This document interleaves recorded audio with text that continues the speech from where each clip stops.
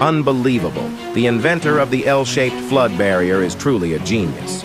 Although it appears simple, its design is both clever and practical. Each panel weighs only 3.5 kilograms and is as thin as a sheet of paper. Yet when a flood strikes, simply placing these panels on the ground effectively blocks up to 0.5 meters of water. The more water there is, the more stable the panels become. And even if the water flows over the top, the panels won't be swept away.